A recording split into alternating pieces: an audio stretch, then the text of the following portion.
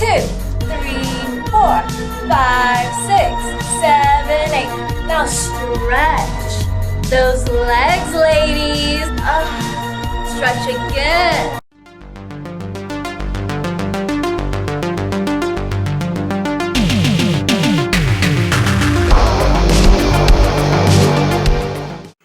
We are talking Murdercise. Get your neon clothes on for this 80s throwback slasher movie with lots of TNA.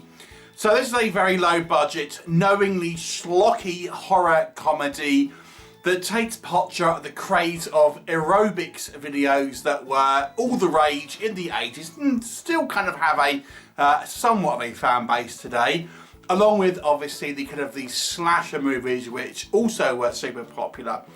So let's discuss, what is the story of Murdercise? Okay, so essentially it focuses on this group of women who are filming this kind of cheap and nasty aerobics video with the kind of the sole intention of making it as sexually provocative as possible to kind of, you know, attract the male gaze, some might say. And it's actually being financed by the mafia. Kind of really the only recognisable name for me was Ginger Aaran, who was an ex-porn star, who is kind of like the mafia crime boss's wife, who is essentially financing all of this. And so we have this kind of group of girls, all kind of vying for position of cover girl and the lead kind of like aerobics person, if you like, and there's bitchiness between these different girls, and we have various sort of different personalities. At the same time, we have a group of, or a couple of serial killers dressed up as policemen who are committing a variety of murders across the city, and these two kind of storylines will converge. What will happen? Well, you'll have to watch the movie and find out. So let's discuss what we think works in this movie. So, if you are a fan of 80s schlock, 80s cheese, this is the movie for you. I think it does a really good job of capturing that type of low budget kind of schlock fest that you would have got in the 80s. And surprisingly, I mean, these days kind of TNA is, you know, it's not like it used to be. Let me just put it like that. These days, you know, cinema has changed, viewing habits have changed, people are a little bit more offended with things as they used to be in the 80s. And you don't really get it as much now. It's certainly not as gratuitously as kind of like you did in the 80s, but this one, it doesn't care.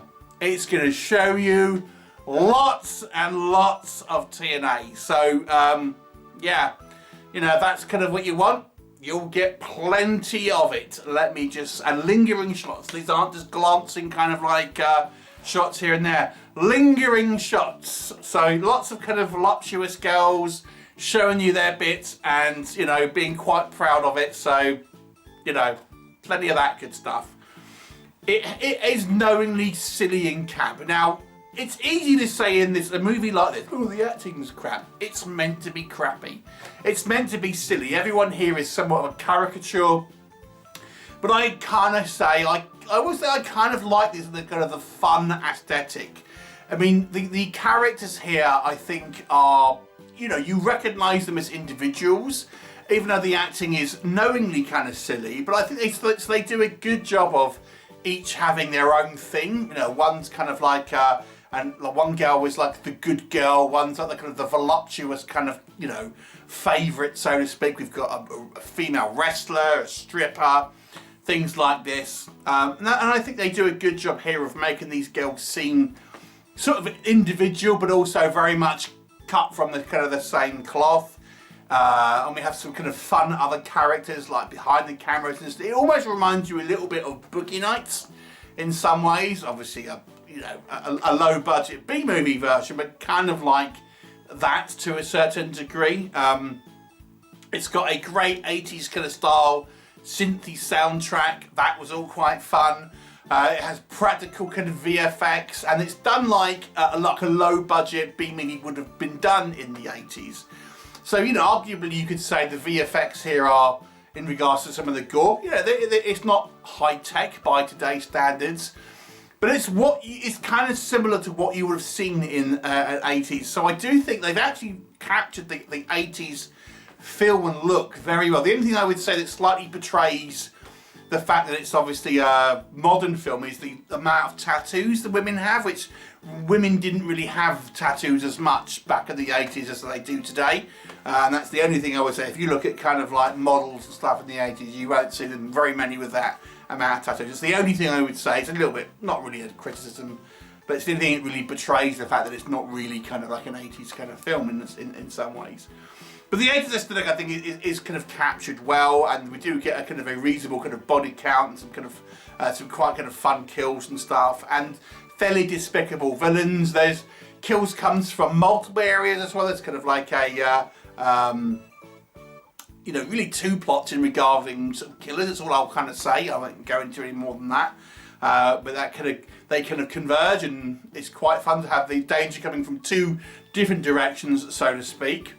So it's a kind of a short film. It's very kind of like simple. It's really one that you're not going to sit down and think, yes, I'm going to be intrigued by the ins and outs of the narrative here. It's not like that at all. Which leads me on to what doesn't work. I mean, this film is like as shallow as it gets. It's not trying to be anything else than a fluffy throwback to the sleaze kind of movies from the 80s, and that is it.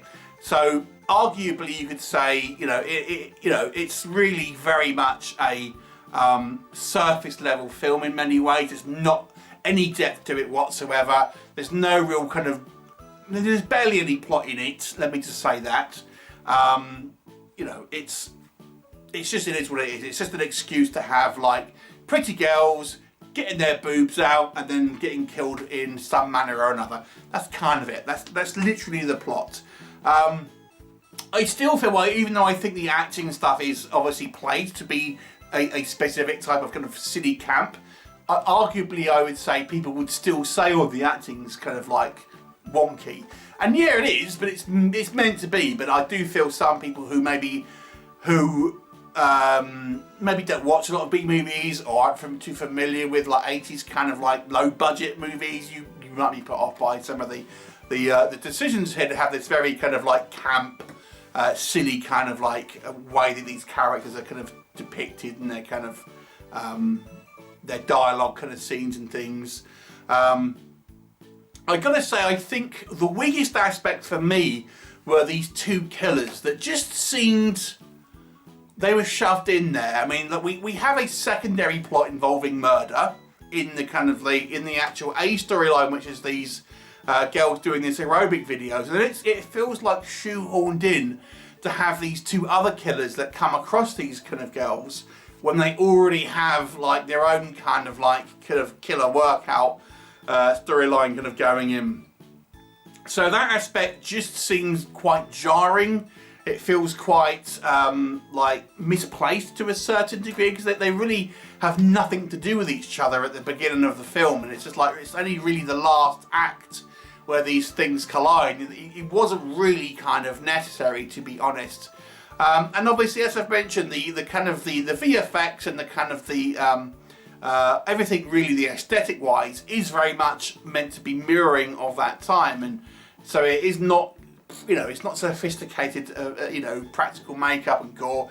It looks like low budget VFX from the 80s. So good job in making it like that. But again, I feel people who go into this without really knowing what they're looking at will kind of will maybe think it looks a little bit cheap and kind of rubbery at times. I mean, it's a fun movie, but it's completely forgettable. I mean, it's like one of these things where I think it's a fun joke. It would have been a fun joke for a short. I don't know if it really needed a full-length running time, to be honest, because there's really not much here. It's some fun characters, but again, it's not really any type of sticks in your memory in any real way, because nothing really clever happens or anything like that. It's not really going beyond the kind of the 80s schlock that it's trying to imitate. It very much is just kind of like mimicking that without sort of taking the story any particularly interesting direction, or really not having much commentary, and it's just kind of that kind of homage, really. So it's an okay kind of throwback film if you want to just watch some schlocky cheese, but it's not much more other than that, to be honest. I'll give it a 5 out of 10. Have you seen it? What did you think of it? Leave me a comment and I'll look forward to seeing you next time.